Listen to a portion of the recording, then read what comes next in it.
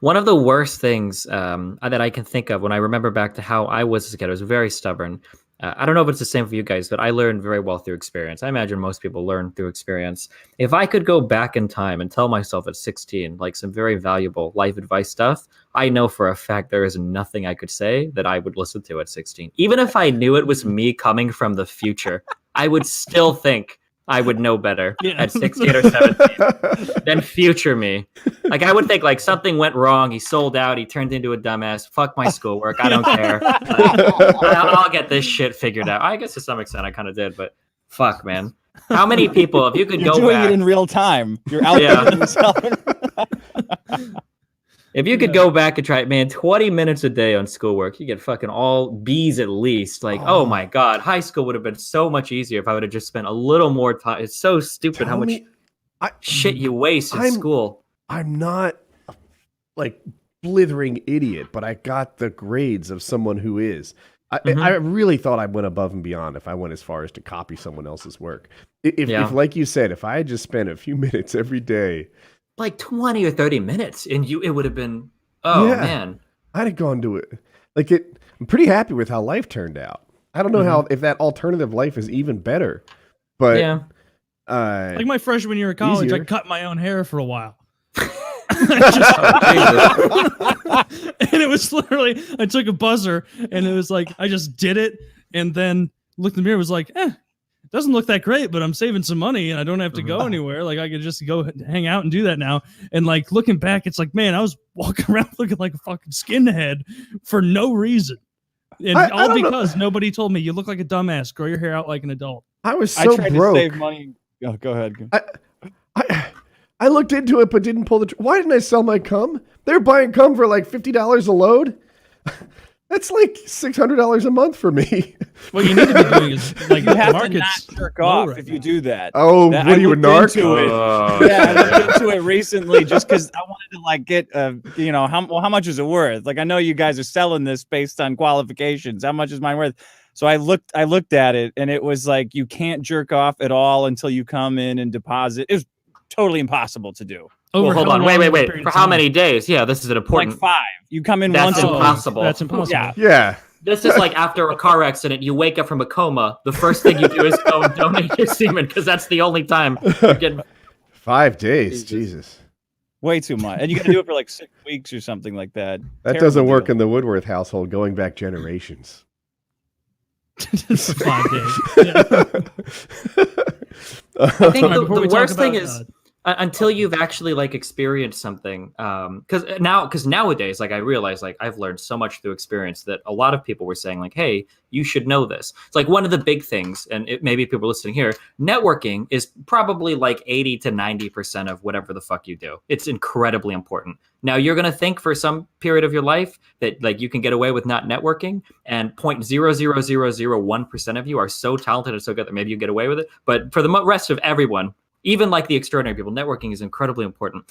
It was really hard for me to learn this, but there are so many people that say so many stupid things as well as true things that until you've actually gotten the experience, you can't look back or you can't tell like who's even telling you the good advice. Because I try to look out today, like what's some stuff that I could learn from other people that I wouldn't have to learn, by experience? Like, can I save myself some trouble? But then when you try to figure out like, who's right or who's wrong, it seems like it's impossible till you've actually experienced it yourself, Yeah. Destiny, you've got to read The Art of the Deal. That's got a lot of good advice. All the answers are right in there. Well. Oh God. I think part of it is like if somebody has a good tip, they got maybe 3, but then people keep coming back to them and add like, okay, what else you got? So they'll just start making shit up. It's like, wow. The first one was good. Now nobody can tell if you got any gems in there left or not. Are you going to call out Elon Musk by name, or are you just going to leave it like that? Exactly. I see people like that, like the Elon Musks and the Jordan Petersons who like whatever their initial thing was. So it's usually really good. Like Jordan Peterson's self-help stuff is pretty good. Like I watch it on stream, people laugh. I was like, this is actually really good stuff. Or like Elon's like, the engineering work he does is really good. But when these guys like step out of that and they get a little bit too full of themselves, some real dumb shit starts coming out. Oh God, it's so painful. Yeah. We had Jordan Peterson on this show. Yeah. How long ago? Was he high when you had him 3 on? years ago. No, but he still sounded like Kermit a little bit, but he was friendly.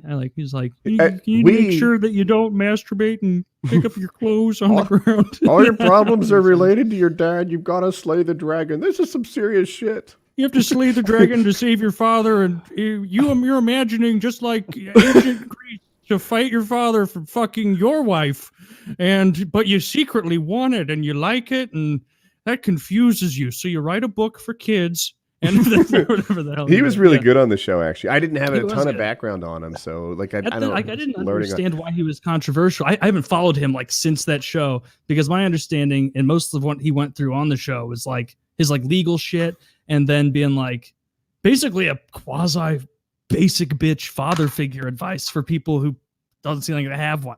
So they're he's like, clean your room, don't overeat, don't do drugs to the point that you're debilitated. People are like, Amazing. oh,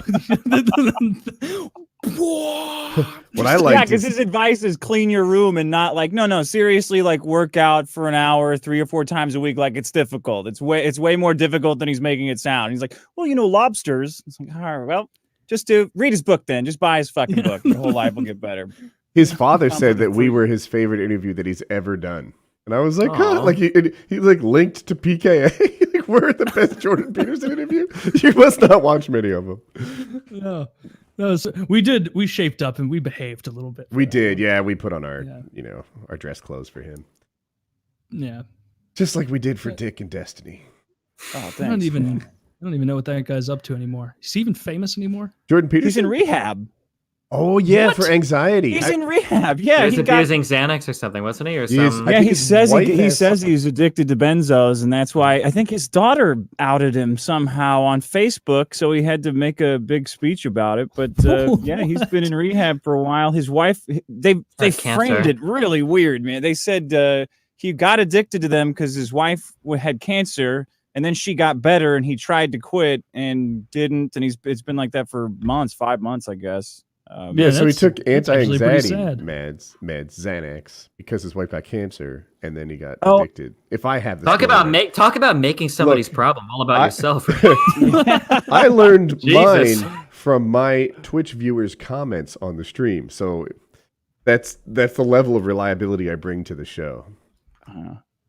I heard she got cancer because whatever he was using to clean their room actually was cancerous. So that's true. That's what happened. Yeah, it's all that Windex.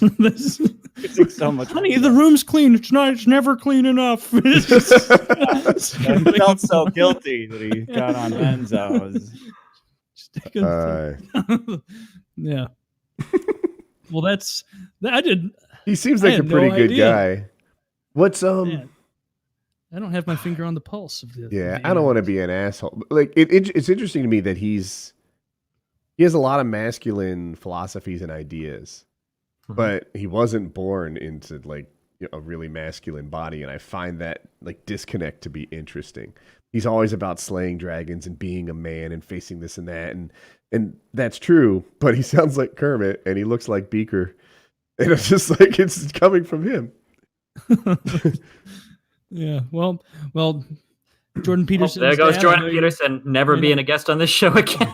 Damn.